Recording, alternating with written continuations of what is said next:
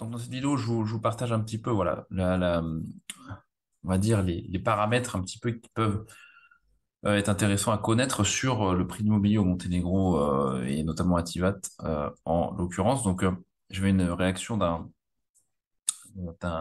gars qui disait, voilà, ouais, j'étais à Porto Monténégro en juillet, la marina était à moitié pleine, et donc, c'est quand même, ça vaut pas Saint-Tropez, etc. L'idée, c'était ça, c'est ce qu'il m'a dit. Donc, la vidéo n'est pas une réponse à lui, en fait, mais c'est juste pour développer derrière et d'aller au fond du raisonnement quand le gars dit ça. Moi, je veux bien qu'on compare, mais il faut comparer sérieusement. Donc, on va comparer sérieusement.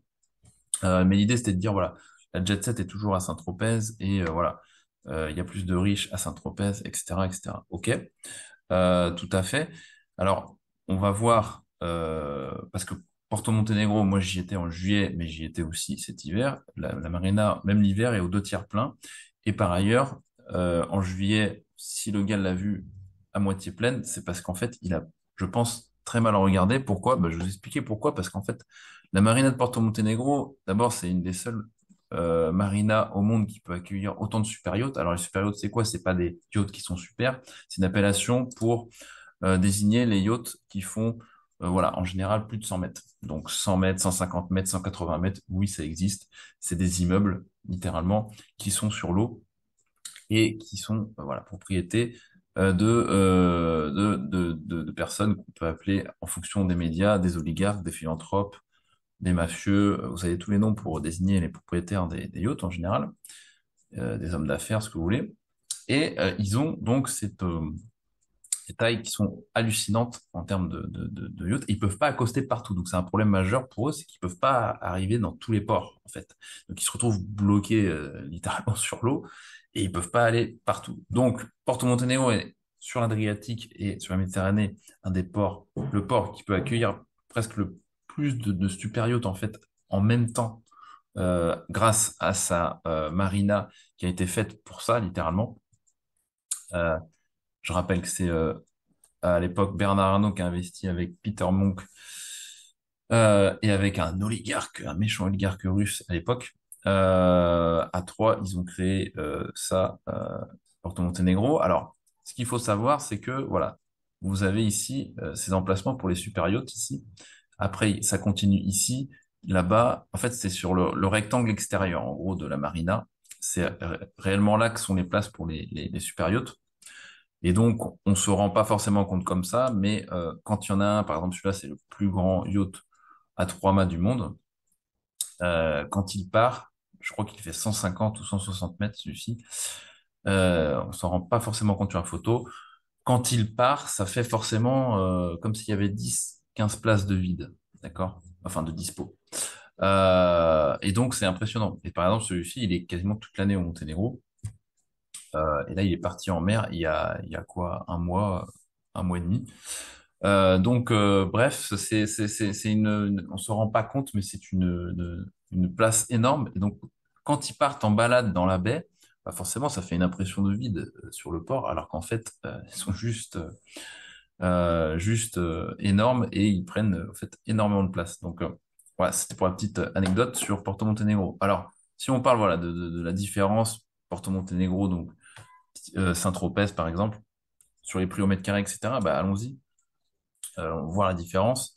Moi, je vous dis, je compare pas ça avec Nice parce que Nice, c'est une grande ville, donc c'est pas les mêmes échelles. Donc, ça serait malhonnête de ma part de le faire. Bon, Menton, c'est 30 000 habitants. Tivat, c'est 15-20 000. J'ai trouvé, voilà, c'est des villes qui ont les mêmes caractéristiques, c'est-à-dire une situation en côte sur la Méditerranée avec voilà, une échelle de grandeur qui me semble honnête en termes de comparaison. Mais voilà, le gars me parlait de Saint-Tropez. Si vous allez vous pouvez aller sur le Bon Coin. Alors là, là, on est sur Menton, mais si on met Saint-Tropez, vous allez voir, c'est 15 000, 20 000 euros le mètre carré, hein. Entre 10 et 25 000 euros le mètre carré, quasiment tous les biens immobiliers que vous avez en vente. Donc ça, c'est déjà la base. Je vous donne juste ça. Si vous voulez vous amuser à comparer Tivat et Saint-Tropez, préparez-vous, hein. Voilà, je vous fais une comparaison honnête. Voilà, ici on a voilà, 4 500 pour un deux pièces à Menton.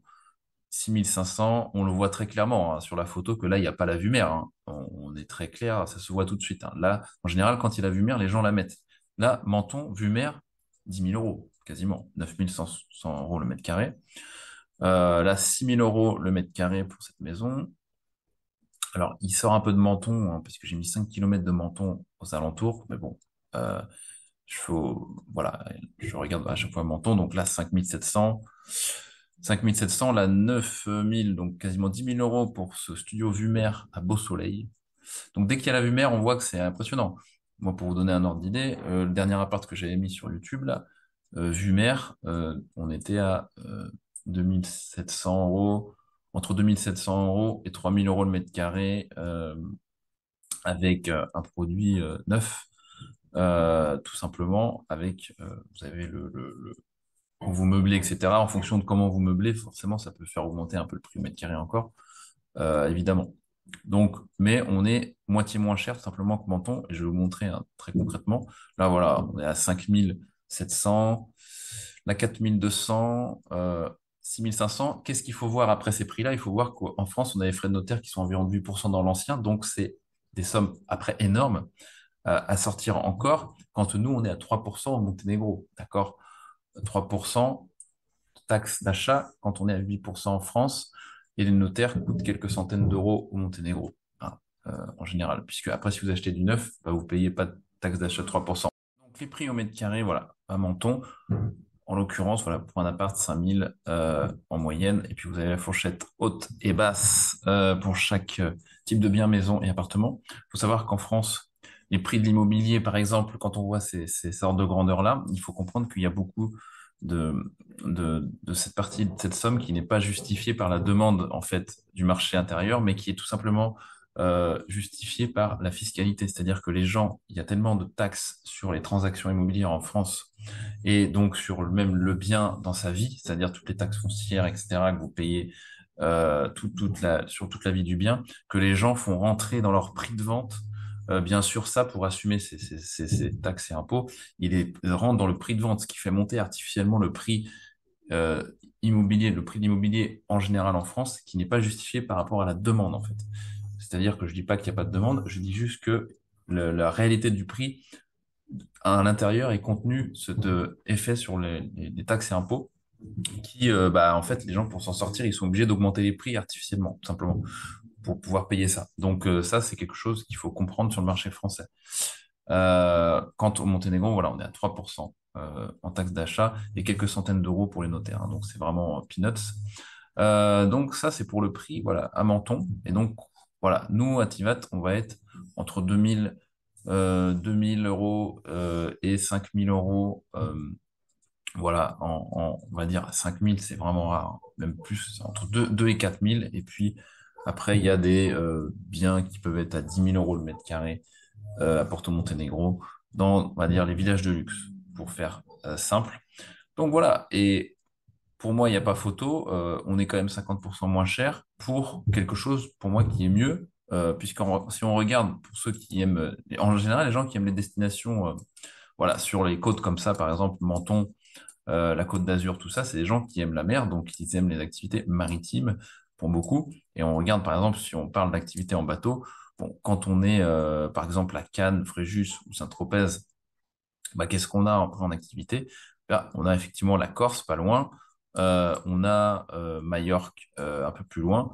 Mais voilà, on est dans cette zone-là, avec l'Italie et en face l'Afrique. Donc, je trouve que le terrain de jeu maritime est beaucoup plus sympa chez nous, euh, tout simplement parce que nous, on a, en fait, en partant de chez nous, on sort de la baie, nous, on a accès à plus de 1000 îles en Croatie juste à côté, d'accord? Donc 1000 îles, vous pouvez littéralement, il y a de quoi faire pour visiter, hein. Je veux dire, en termes d'expérience de vie sur des années, il y a vraiment un terrain de jeu incroyable. Donc on voit forcément pas les 1000 îles comme ça, il faut que je zoome à bloc pour toutes les voir à chaque fois. On se rend pas compte, mais la Croatie, c'est ça. Et donc, je rappelle que la Croatie, c'est depuis 10 ans un lieu confirmé par la Jet Set. Hein. Vous pouvez trouver des reportages sur YouTube, amusez-vous, puisqu'on parle ici là de compétition avec Saint-Tropez, donc on y va à fond. Hein. Allez en Croatie, vous allez voir, c'est nos voisins, on est chez nous, quoi. C'est la même langue, c'est l'ancienne Yougoslavie, hein, d'accord? Ensuite, qu'est-ce qu'on pouvait faire en bateau? Bah, c'est super sympa, on peut aller à Venise, nous, en bateau. Euh, donc c'est quand même super sympa. Évidemment, toute cette partie de l'Italie, mais surtout après, nous, on descend, on s'amuse encore, puisqu'on va sur la côte albanaise, qui est une côte très sauvage et assez peu bétonnée, donc un réel plaisir. Et on a après la Grèce, pareil, très très connue, la Grèce, pour ses activités maritimes et son lifestyle. Donc moi, de Tivat, hein, quand je pars en voiture, je pars le matin à 8 heures. Le soir, je suis à Corfou en Grèce, d'accord? Donc c'est quand même autre chose que quand vous êtes, voilà, moi je connais très bien Monaco, tout ça, j'ai tout fait, San Remo, Antibes, tout ça. Quand on part ici, nous, on partez ici à droite ou à gauche. Si vous sortez, alors voilà, toutes les grandes villes, déjà en France, mais même pas que les grandes villes, hein, même les petites villes, vous avez des quartiers pourris. Il faut savoir que c'est quand même, c'est rentré dans le prix au mètre carré, tout ça, hein. On a des quartiers, ce qu'on appelle les territoires perdus de la République, tout ça. Nous, on n'a pas de ça chez nous, hein. Nous, il y a des quartiers qui sont plus pauvres, mais les gens sont dignes, hein. Il y a pas de rodéo en quad en roue arrière avec voilà, des cassos partout, avec les sacoches sur le côté et tout. Enfin, vous voyez bien, les wesh wesh, tout ça. Nous, ça n'existe pas chez nous, ça, d'accord? Non, ça n'existe pas. Faut comprendre. Nous, chez nous, les quartiers qui sont plus défavorisés, on n'a pas des fous comme ça. Et puis, sans parler des coupages de tête dans les basiliques à Nice, les camions fous, soi-disant, qui tuent les gens sur les promenades. Nous, on n'a pas ça. Donc, nous, en fait, on paye moins cher au mètre carré et on n'a pas, en plus, d'insécurité, d'accord? Nous, on a une vraie sécurité. C'est quand même une différence quand même de base. Je veux dire, quand on est riche, quand on aime les prestations, la civilisation, c'est quand même un truc qui rentre pour moi dans les paramètres primaires, fondamentaux, d'accord? Donc, c'est pas juste Marseille-Nice, c'est sur toute la côte, toutes les villes en France, il y a des quartiers pourris. Voilà, vous allez à Nice, là, il y a Ariane, hein, vous connaissez peut-être, hein, Ariane, super quartier, hein, je vous invite à visiter. Et ben nous, on n'a pas ça, nous, ça n'existe pas, ça. On a des quartiers qui ressemblent, voilà, avec des grands barres d'immeubles communistes de l'époque socialiste yougoslave, mais vous y allez, c'est sécurité maximale, d'accord? Il n'y a pas de problème avec les gens. C'est ça la différence avec nous, c'est que nous, il y a un niveau de civilisation qui est supérieur tout simplement à ce qui se fait en France. Il faut quand même comprendre ça. Donc après, si on repart sur les activités, voilà, quand vous êtes à Marseille, Nice, tout ça là, bon, après vous pouvez aller éventuellement, voilà, sur la côte espagnole. Toute la côte espagnole là, moi je connais, hein. Il y a tous les cassos, tous les wesh wesh d'Île-de-France et des cités de France, ils vont tous là en vacances. Donc moi je suis descendu jusqu'à Alicante, Benidorm, sur le Remblai, il y a que voilà, il y a que ça, il y a que ça, il y a que des cassos sur le Remblai. Euh, c'est de la drogue sur tout le Remblai, littéralement, hein, c'est un repère de drogués. Donc voilà, ça c'est juste Benidorm, hein, mais Barcelone, c'est pareil. Quand on va vraiment sur la côte, toute cette côte-là, c'est une catastrophe, quoi. C'est tous les cassos, mais laisse tomber, quoi. Donc ça veut dire, t'es en vacances, c'est là que c'est le meilleur l'été, et en plus tu tapes tous les cassos que t'as voulu fuir, qui étaient déjà à l'intérieur de la France. Mais super, super résultat. Donc en plus, c'est des destinations qui sont même pas intéressantes en termes de tourisme pour moi, quoi. L'Italie déjà c'est mieux. L'Italie c'est mieux, mais pourquoi? Parce que bah déjà l'Italie c'est plus cher, donc ça sélectionne, hein. Ça sélectionne tout de suite les porte-monnaies, et donc il y a un peu moins de quinsos d'un coup aussi. Mais nous, en fait, on n'a tout simplement pas ça. En fait, nous, ça n'existe pas de ce côté-là, tout en bas. Nous, on n'a pas de problème avec ça. Donc, on a un tourisme plus qualitatif. On a tout simplement un environnement naturel qui est supérieur. Donc, il y a pas photo, quoi.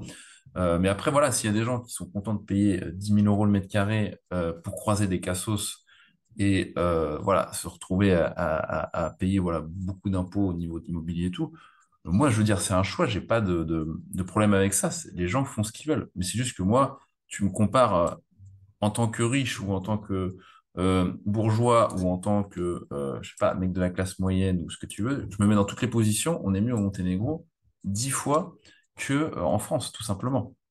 Voilà, parce qu'on a de la sécurité, il fait bon vivre et on a une expérience touristique en plus qui est meilleure sur, si tu veux, l'ensemble de la zone, en fait, la région. On a une région qui est plus belle, en fait. Plus belle, tout simplement parce que c'est déjà moins dévasté par le tourisme de masse. Donc, ok, la Croatie, ils s'en prennent plein la gueule, mais quand tu regardes, il y a pas mal de spots encore cachés, même au Monténégro, où tu peux kiffer même en plein été, tu vois. Donc, c'est quand même énorme. Et voilà, on a vraiment un choix énorme en termes d'expérience ici. Grèce, Albanie, Croatie, on a ce qu'il faut. Donc, pour moi, il n'y a pas photo. Voilà, comme je dis, si les gens ils sont contents de payer 6, 7, 8 000 euros le mètre carré bah, sur la Côte d'Azur et tout, pour pas dire plus, parfois, pour ce résultat-là, bah, allez-y les gens, moi, j'ai pas de problème avec ça, franchement. Moi, je suis très content d'être dans la baie de Kotor et je vais pas déménager demain, hein, c'est clair. Hein.